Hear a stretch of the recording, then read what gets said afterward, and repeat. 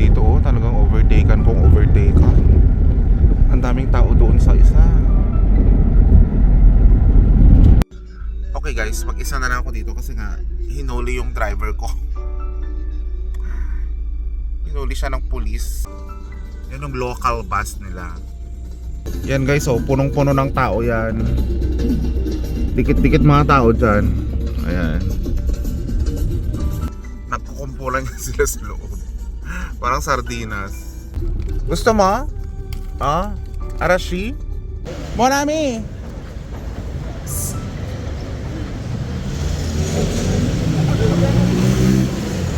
Ikaw na magbigay ng pamasahe.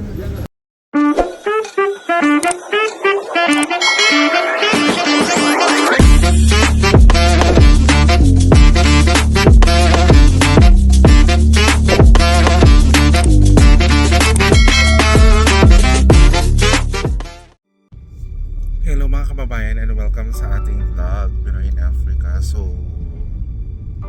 ngayon nga mag-travel na ako papunta sa aking new assignment, sa aking new branch. So kinuha ko na lahat ng aking mga gamit. Ang dami kong maleta, ang dami kong gamit. Meron pa akong mga dala-dala, mga projector, mga bagong laptop na mga binili, mga ganon. Kasi lahat ng ito ay gagamitin namin sa aming branch. So right now, from my old branch, magbibiyahe ako pa Dakar. Mga almost 5 hours din yon. And then later on, mag-travel ako via ship, via barko. Mga around 12 to 15 hours naman yon. So right now, I want to enjoy the moment. Ito pala yung driver ko. Yan siya, medyo nagagalit siya ngayon. May kausap siya. Alam nyo guys, ang ganda ng araw dito. Ayan o. Sana today hindi kami magka-challenge sa mga checkpoint, mga gano'n. Grabe din talaga dito o. Talagang overtaken kung overtaken. Ang daming tao doon sa isa. Andito kami. Yan o. Dami-dami nila o.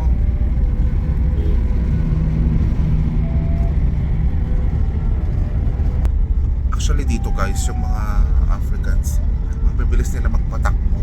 As in, parang kang lumilipad. Kasi dito pag mabangga ka, sorry, ganun lang sabihin nila sa'yo. Medyo tahimik sa sasakyan. Paanohin ko siya ng musika. Papa, s'il vous plaît, music. Music, papa. No music? Music. No? Music. Music. Music? Oui. Senegal music.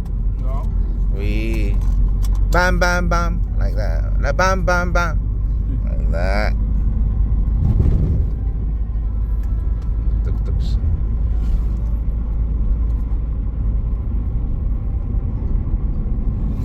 Ganda ng dashboard nyo.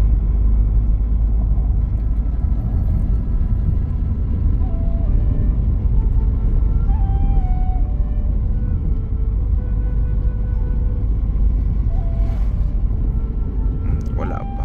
Inayos pa. Radyo daw. Sebong Sebong? Sebong? O yan. Okay. Yan. Ang lalaki ng mga ano namin nakaharap. Yeah, wow. Bien. Bien.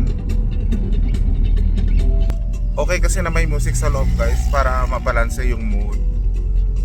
Kasi actually kinakabahan ako. By the way guys, no, ang season ngayon dito sa Africa, dito sa Senegal ay dry season. Kaya kung mapapansin niyo, tuyot ang mga kapaligiran. Pati yung mga bibig namin, ganyan talagang nagda-dry siya. Namamalat na naman siya. Yan o, pansinin nyo yung mga damo, yan, hindi sila greenish kasi nga tagtuyot, walang katubig-tubig. Ito, it will last until mga 4 months. So mga hanggang ano pa to, April or May. Alam mo no, malalaman mo talaga na nasa Africa ka kasi nga yung mga puno nila, andito yung mga ano, ang daming sanga-sanga na parang may style na tataas. Talagang Africa feel talaga siya eh. Yan o, diba o, ganyan yung mga puno nila dito guys. Kasi iba yung mga puno nila dito. Wala silang mga melina, ganun. Ang meron sa kanila dito yung mga baobab, mga ganun na tree. Yung alam mong pang mga ancient pa, yung mga style ng mga halam. Parang mga bonsai ba na malalaki. Ganun. Kaya na-enjoy ko ang pagbibiyahe ko kasi nga talagang Africa feels siya. Talagang makikita mo yung scenery. Lalo kapag ano ka, nature lover ka, talagang makikita mo yung mga scenery. Ang gaganda. Parang ang plastic ko doon. Okay guys, mag-isa na lang ako dito kasi nga hinuli yung driver ko. Hinuli siya ng pulis. So nakikipag-usap siya dun sa dulo. Hindi ko kasi makita eh. Anyway, ito yung paligid namin ngayon. So yan yung sample na gasoline station nila guys. Yan. Sakto lang, di naman kalakihan. Ito naman yung kabila. Yan yung parkingan nila ng mga bus. Yan. Grabe no? Yun naman yung kalesa nila guys. Oh. Ang daming sakay. Ito na yung driver ko. Sebong? No problem? Hallo? Hallo? May kausap siya. Ja, it's jam. Buti naman makakaalis na kami. Kasi kinakabahan ako baka hindi kami makaalis ng maaga. Kasi nga meron pa din akong ship na ano, nag-aantay sa aking barko.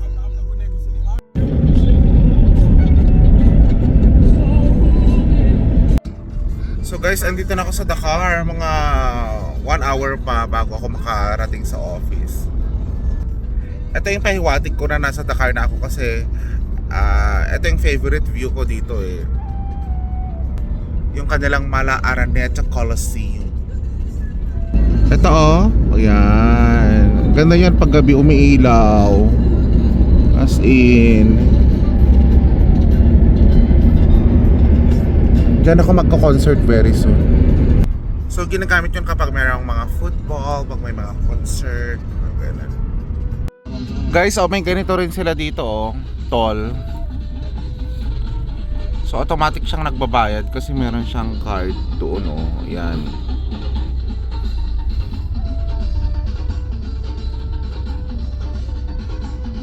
Dami rin gumagamit.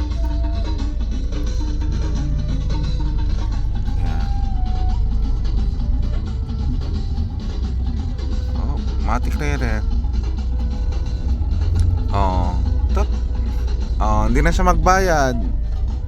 Oh, bilis. Rapide ah. No pay. Uy, rapid eh. Guys, ipakita ko sa inyo yung mga sasakyan nila dito. Yan oh. Yan yung kanilang traditional bus. Iba pa yung bus talaga ha. Yan yung local bus nila. Yan guys, oh, punong-puno ng tao yan. Dikit-dikit mga tao dyan. Ayan. Nagkukumpulan yan sila sa loob. Parang sardinas. Dito guys, kahit bumili ka ng sasakyan, mamaya ang ngarag-ngarag na yan. Dito wala silang pakialam kung yung sasakyan mo ang dumi-dumi. Ganun. Tsaka dito guys, yung mga sasakyan dito kahit bago, mabilis lumuma. Kasi nga, alam mo yung maalikabok parati. Dapat may maintenance. Eto guys, isang bus naman to. Ito yung talagang bus. Ayan o. Kumpulan yan sila sa loob. Nakatayo yung iba.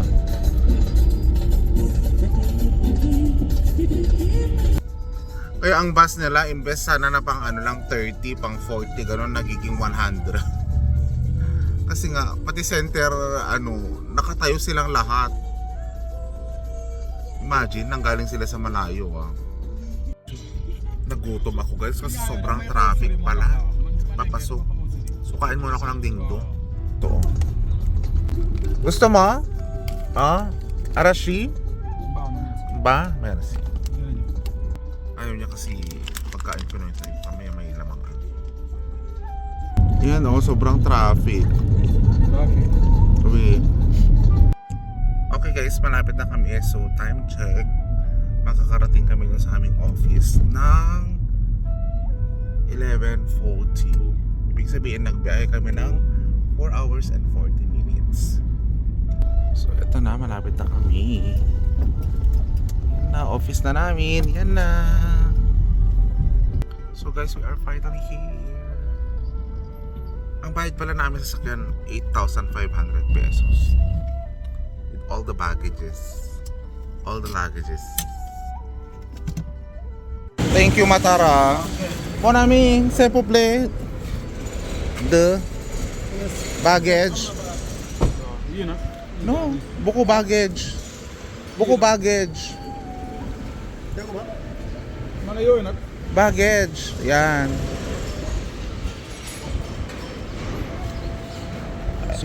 Pardon, mon ami. Sag bila leo.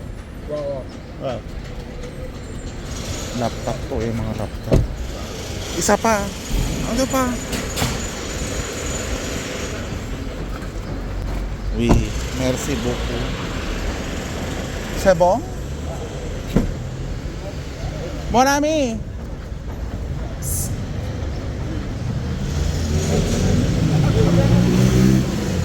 Ikaw na magbigay ng pamasahe.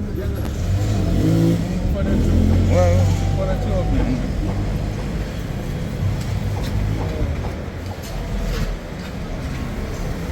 so what time are we going? Now I wait for signal. I want to do. I called the guy. The guy says, "Because I have enough bagage, I want to move in the bagage to check for this."